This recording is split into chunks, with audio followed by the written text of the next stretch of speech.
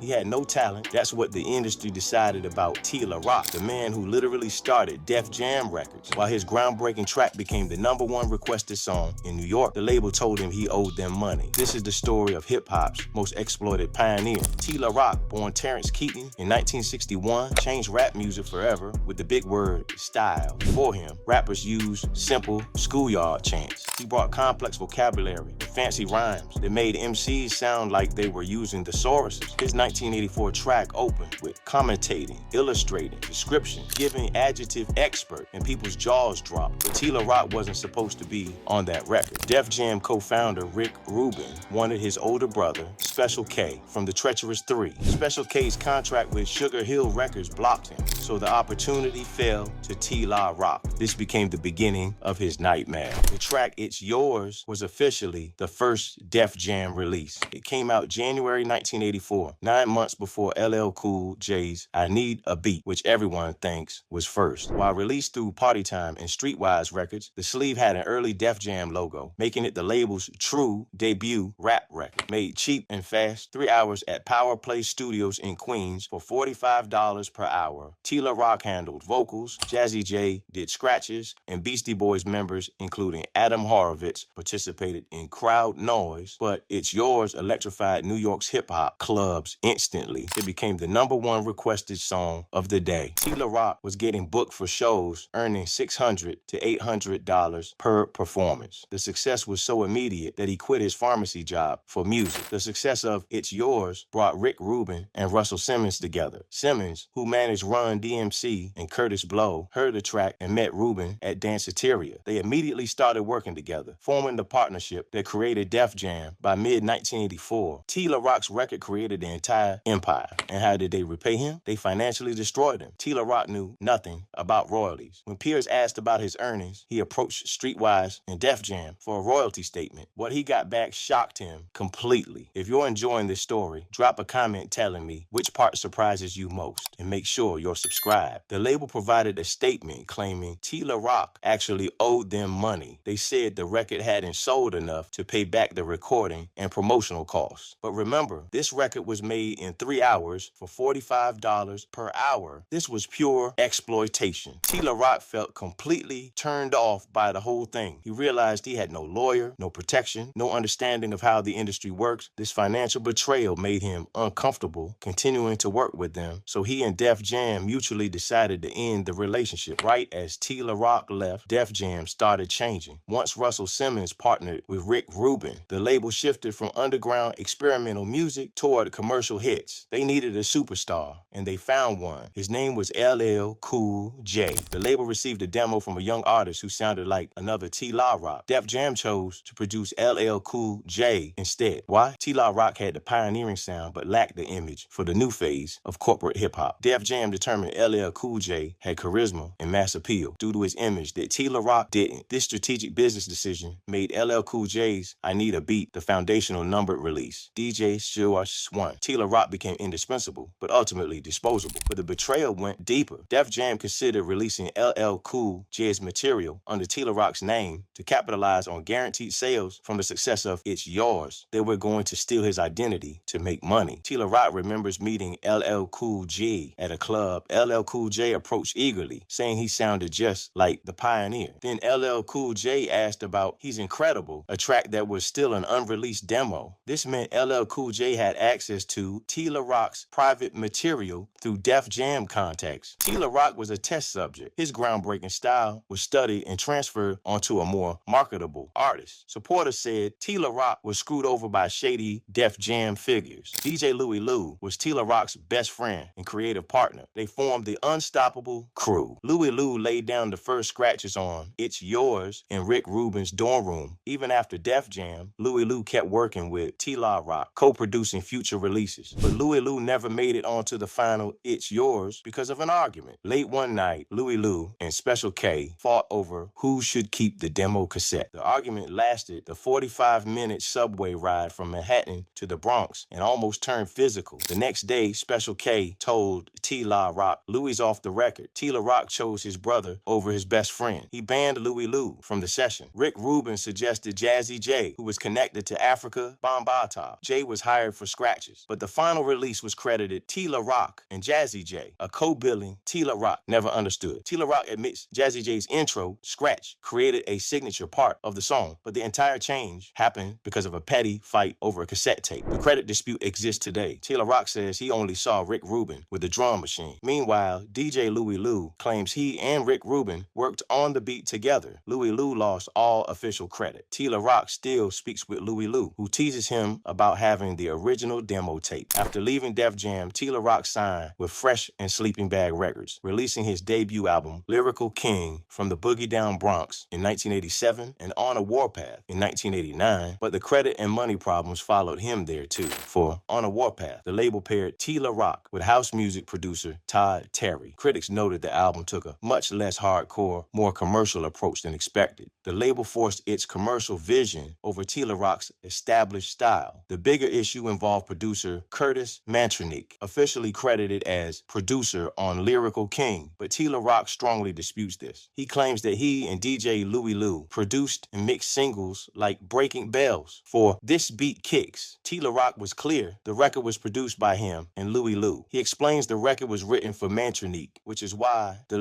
name Mantronick, now world-renowned, appears. But Mantronick only showed up once to the studio and didn't return until the record was ready for final mixing. Sleeping Bag put Mantronick's name on these tracks as a strategic marketing effort. They used his influential brand name to increase the perceived value and marketability of T-La Rock's releases, even if it meant misattributing the production labor. T-La Rock's issue was with the institutional practice of prioritizing star power over accurate creative attribution. The exploitation never stopped. Around 2000, T-La Rock met Sean Ritchie, who claimed to have a record company and distribution. Ritchie asked to hear unreleased demos. Instead of professionally recording them, Ritchie allegedly stole T-La Rock's only cassette copy, mastered tracks from the low-quality tape, and released them as the lost tapes. T-La Rock was furious Ritchie used his picture to make it look official and falsely credited him, saying all songs produced and mixed by T-La Rock, none were mixed by him. His only copy of personal memorabilia was stolen. This proved artists face exploitation everywhere, irrespective of the corporate system. T-La Rock's career shows a pattern of being exploited by the very systems and people he helped build. The financial trauma of being told he owed money on his massive hit resulted from predatory recoupment tactics enabled by his lack of legal protection. His exit let Def Jam immediately capitalize on his sonic template through LL Cool J. The conflicts with Louie Lou and Mantronick show how hard it was to secure accurate credit for his creative labor. Whether due to family interference or commercial branding strategies, his production work was erased or overshadowed. He was valued as a creator of groundbreaking sounds, a valuable commodity, but not as someone who deserved ownership of the resultant intellectual property. Now 64, T-La Rock remains active in music, offering a contemporary perspective on the abuses of the past. He's recognized as the architect who changed 80s lyricism and enabled Def Jam, but he's also a cautionary tale of the cost of pioneering.